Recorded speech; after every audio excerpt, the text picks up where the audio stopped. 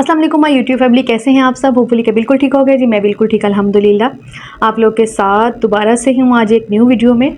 आज का जो टॉपिक है वो बहुत ही ज़्यादा इंफॉर्मेटिव होने वाला है और बहुत ही ज़्यादा आप लोगों से रिलेट करता है। तकरीबन हर किसी से ही रिलेट करता है। जब तक हमें भी इस बारे में इतनी ज़्यादा नॉलेज नहीं थी तब हम भी यही सब किया करते थे। मैं पर्सनली अपने आप को भी इसी में शामिल करती हूँ, क्योंकि इस वक्त पाकिस्तान में कोई भी ऐसा पर्सन नहीं है जो कि इस सारे जो है ना वो ट्राइमेस्टर से नहीं गुज़रता।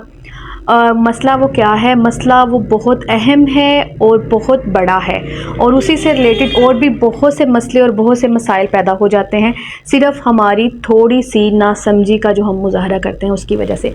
जी, बात हम कर रहे हैं आज सेल्फ़ मेडिकेशन की। सेल्फ़ मेडिकेशन एक बहुत बड़ा अलमिया बन चुका है हम लोगों का, क्योंकि बहुत से ऐसे लोग हैं जो कि इसी से वो किसी भी तरह का कोई मसला हो तो वो समझते हैं कि सेल्फ़ मेडिकेशन से ठीक हो जाएगा, जो कि सबसे बड़ी हमारी कम इल्मी भी है। और हम लोगों की, मैं कहती हूँ कि ये बिल्कुल हम नॉनसेंस लोगों में आ जाते हैं जब हम इस तरह की सेल्फ़ मेडिकेशन करते हैं खुद से, वो भी आजकल के दौर में। वो क्या होता है कि हम लोग क्या करते हैं जी, आजकल पाकिस्तान का तो एक अलमिया है, जब कोई पॉलिटिक्स पे बात कर रहा होता है तो सारे सियासतदान बन जाते हैं। जब कोई बीमार होता है तो जो बंदा आपकी तीमारदारी करने आता है ना, वो भी आपको डॉक्टर ही लगेगा। और जब आप कहते हैं ना कि जब आप बच्चों की हेल्थ से रिलेटेड बात कर रहे हैं तो हर कोई आपको उसी से रिलेटेड मशवरे देगा। अगर आप स्टडी के बारे में बात कर रहे हैं तो हर कोई टीचर बन जाएगा। ये होता है। इसी तरह से जब हम बीमार होते हैं या खुद से बीमार होते हैं या किसी की तीमारदारी के लिए जाते हैं तो तब भी हम उनको भी अपनी सेल्फ़ मेडिकेशन जो हमने अप्लाई की होती है हम उनको भी बता रहे होते हैं कि जी आप भी ये करें, आप भी ये करें, आप भी इसके साथ ठीक हो जाएंगे, जो कि बहुत गलत बात है। अगर आपने सेल्फ़ मेडिकेशन की है, इन केस अगर आप ठीक हो भी जाते हैं तो लेकिन आपको क्या पता है कि उस सेल्फ़ मेडिकेशन के बाद आपकी बॉडी में कितने ज़्यादा मज़ीद मसले पैदा हो गए हैं, या आप कितनी देर के लिए, कितने दिनों के लिए ठीक हुए हैं।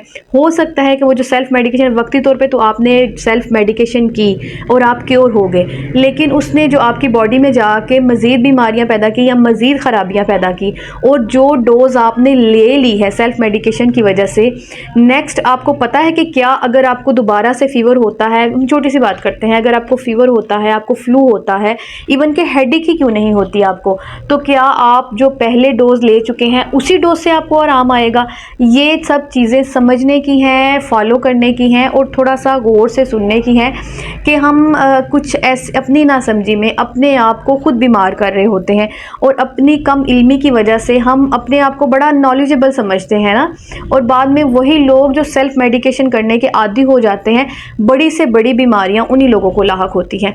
जी, हम इसकी मिसाल किस तरह से लेते हैं कि जब हम स्टार्ट में, जब आजकल आपको पता है अगर 1 से 2 ऐसी मेडिसिन्स हैं जो आपको ईज़िली जो है ना वो स्टोर्स, मेडिकल स्टोर से अवेलेबल हैं, बल्कि बाज़-औक़ात कुछ ऐसे कस्बे भी हैं, कुछ ऐसे देहात भी हैं जहाँ पे ये किराना स्टोर्स वालों ने भी मेडिसिन रखी होती है। मैं उनका नाम नहीं लूँगी, उस प्रोडक्ट्स का मैं नाम, किसी भी प्रोडक्ट को मैं हाईलाइट नहीं कर रही, किसी भी मेडिसिन को मैं हाईलाइट नहीं कर रही। मैं सिर्फ आप लोगों को ये बताना चाह रही हूँ कि बाज़-औक़ात हम अपनी नादानी में, हम अपनी जो है ना वो कम इल्मी में हम ऐसी चीज़ें अप्लाई कर लेते हैं अपने ऊपर जो हमारे लिए फ़ायदे की बजाय नुकसान का बायस बनती हैं। इसलिए अगर हमारे घर में कोई बीमार है, हम बीमार हैं, या हमारे नेबर में कोई बीमार है, तो बजाय इसके कि कोई सेल्फ़ मेडिकेशन की जाए, उनको आप ये मशवरा भी तो दे सकते हैं कि आप अगर यानी किसी को मसला है मेडिकल से रिलेटेड तो उनको बोलें आप किसी मेडिकल स्पेशलिस्ट को दिखाएं। अगर किसी को बच्चे का कोई मसला है, बच्चों की कोई बीमारी है कि इवन किसी भी तरह की, तो उनको बोलें कि वो जाके चाइल्ड स्पेशलिस्ट को दिखाएं। अगर किसी को जनरली या किसी को गायनी से रिलेटेड कोई मसला है तो उनको बोलें आप गायनोकोलॉजिस्ट से जाके रब्ता करें। और अगर कुछ भी नहीं आप कर सकते तो कम से कम आप उनको ये मशवरा दे दें, ये सजेस्ट करें कि आप टेस्ट करवा लें अपने, बजाय इसके कि आपने जो अपने ऊपर अप्लाई किया है वो आप उनको बता रहे हैं। आपने क्या सोचा है कभी कि आपको उस टैबलेट से, जिस टैबलेट से आपको आराम आया है, आपने उसके साथ क्या लिया? चाय ली, कॉफ़ी ली, पानी लिया, जूस लिया, फ्रूट्स खाए, या आपने वेजिटेबल्स यूज़ की, आपने गोश्त यूज़ किया, आपने यखनी पी, सूप पिया, या आपने मीठे में कुछ खाया, यानी आपकी डाइट प्लान क्या उस बंदे से फॉलो, आप जिसको आप मशवरा दे रहे हैं, क्या वो भी वही डाइट प्लान फॉलो करते हैं? अगर आपको इन सब चीज़ों के बारे में नॉलेज नहीं है तो प्लीज़ आप उनको मेडिकेशन के लिए फ़ोर्स ना करें, उनको वही डॉक्टर जिनके पास आप जाते हैं उनके लिए फ़ोर्स ना करें, क्योंकि हर किसी की अपनी बॉडी टाइप है। वो जिनके पास उनकी हिस्ट्री, मैं तो कहती हूँ कि आपको जैसे वकील चेंज नहीं करने चाहिए, आपको डॉक्टर्स भी चेंज नहीं करने चाहिए।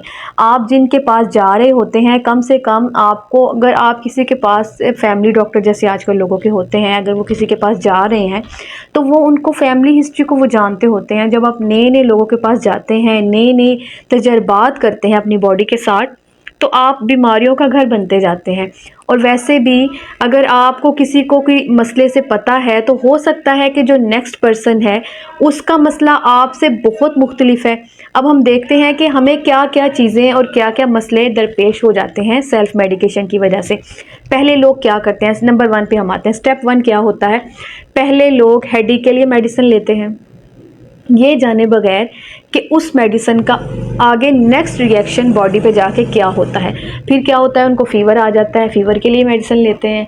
फिर उनको स्टोमिक का कोई इशू होता है, फिर स्टोमिक के लिए मेडिसिन लेते हैं। उसके बाद अगर उनको गायनी से रिलेटेड हार्मोनल कोई मसला हो जाता है, फिर उसकी मेडिकेशन करते हैं, वो भी सेल्फ़ मेडिकेशन, जो एक ने अप्लाई की। जैसे वो एक ने, किसी ने कोई कपड़ा ख़रीदा, पूरे ख़ानदान ने वही पहनना है।